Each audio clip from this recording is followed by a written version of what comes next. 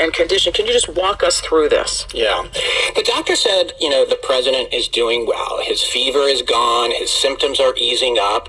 He's on remdesivir, and they plan for that to continue for the next 5 days. But things got a bit confusing when Dr. Connolly talked about the timeline. I recommended we bring the president up to Walter Reed as a precautionary measure to provide state-of-the-art monitoring and any care that he may need. Just 72 hours into the diagnosis now. The first week of COVID, and in particular days 7 to 10, are the most critical in determining the likely course of this illness. But, that did raise questions about the timeline of this. So 72 hours would have meant he was positive for the virus on Wednesday afternoon, before he did the rally in Minnesota and went to a fundraiser in New Jersey. But President also tested positive for the virus late Thursday night. And a second doctor said that he had been on 48 hours since he received a cocktail of antibodies. And that's a treatment called Regeneron. That would also predate his time at Walter Reed. So how did the doctors explain this discrepancy? Well, the White House quickly said he misspoke, and Dr. Connolly issued a memo saying that he meant to say day 3 instead of 72 hours and day 2 instead of 48 hours. But that really wasn't all. Right after the press conference, a source familiar with the president's health told White House reporters something that raised a lot of concerns. The source said, quote, "The president's vitals over the last 24 hours were very concerning, and the next 48 hours will be critical in terms of his care." And this part, we're still not on a clear path to a full recovery. Now, the Associated Press identified that information as coming from White House Chief of Staff Mark Meadows. The White House said there will be further updates on Sunday, so we will learn more then. And this is all happening, of course, as the election is now a month from today. So could you just bring us up to date on what's happening with the campaign? Yeah, well, Trump's campaign manager also has the virus, but they say they are forging ahead. Today, the campaign said they're going to carry on with what they're calling Operation MAGA.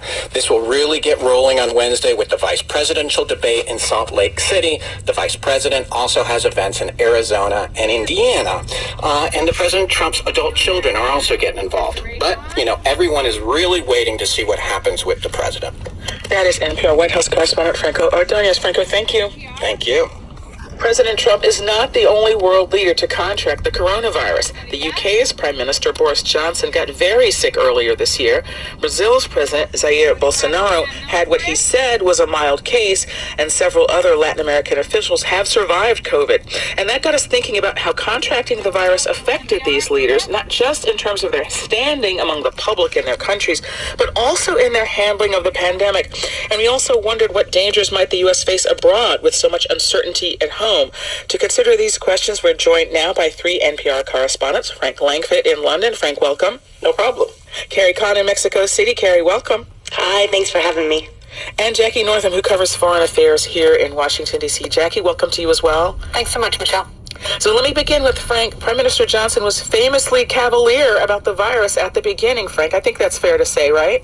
Yeah, he was. He was shaking hands, Michelle, in early March and bragging about it, and by late March he was sick. And so how did the public react when he got sick? I think initially there was a sense of comeuppance, not dissimilar to what we've seen from some people in the United States in the last 24 or 48 hours. But, of course, Boris Johnson not as cavalier and as polarizing as President Trump, and he isolated Boris Johnson isolated in number 10. 10 days later, number 10 Downing Street, 10 days later when he was rushed to the hospital, people really were alarmed here. And there was genuine fear that he would die. I remember writing an advanced obit on him, as many people would have done here. And people rallied around him as a leader. His healthcare became the story in the country. And although his approval rating had been rising before he got sick, it really kept going up and hit 66% during his recovery.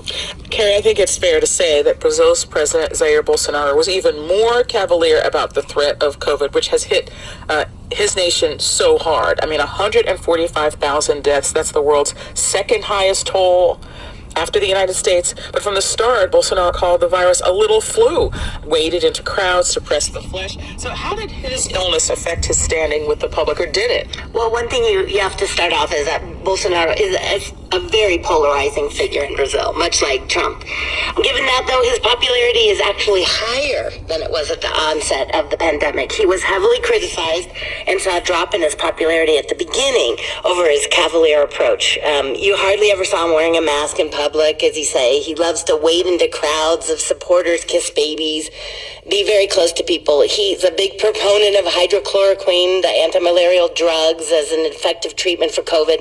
He attributes it to the success and recovery of his own bout with COVID. And there's that infamous tweet of him chasing an emu-like bird with a box of the drug, sort of touting it. But his better poll ratings, I think, are more attributable to not to his recovery, but probably the biggest factor is that he's been handing out emergency cash to Brazil's poor. And a lot of it, the equivalent of about $100 in the beginning, and that went to nearly half of all Brazilians. So that has really enhanced his fortunes more than his approach and his recovery from COVID. Carrie, do you have any sense that his personal experience with COVID changed anything about his response to it? Well, there was no big epiphany or humble gratitude to Brazil's medical workers or the health system after his recovery like Boris Johnson did with the NHS in the UK. There was none of that. He famously rode a motorbike around the palace grounds showing off after he recovered. He still wades into crowds, still flaunts social distancing. There's this picture of him just this week where he's maskless, holding a baby, and it's become a meme in Brazil. The baby's not looking very happy at all, and people are joking that's like what most Brazilians caught in Bolsonaro's arms look like. You know, in wishing President Trump well, Bolsonaro said that Trump will come out of COVID stronger than ever for the good of the U.S. and the good of the world. He's still downplaying the virus, despite, like you said, 145,000 Brazilians.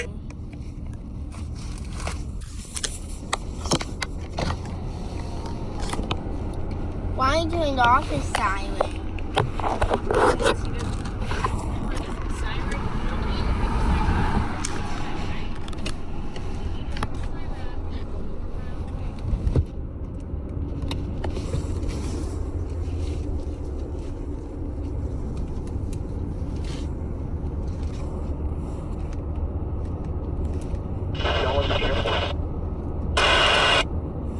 In terms of his approach to this, Johnson is like Trump, a showman and not that focused on details. And what we've seen is the government has struggled. Most recently, I mean, we've been with this virus now for many months, and the government still doesn't have a testing system that meets demand. And people have been punishing him for that, unlike Bolsonaro, which is, Carrie's pointing out, actually, Boris Johnson's approval ratings are now down to 35%. So let's turn to Jackie Northam now here in Washington, D.C. Is there any concern that other countries might take advantage of the situation here, which is seen even in this country as fairly chaotic? Mm-hmm, sure. There is a concern that with President Trump out of action, perhaps for several weeks, we don't know that an adversary of the U.S. could be emboldened and use this opportunity to advance their own agendas. You know, things China, Iran, Russia, North Korea, the list goes on.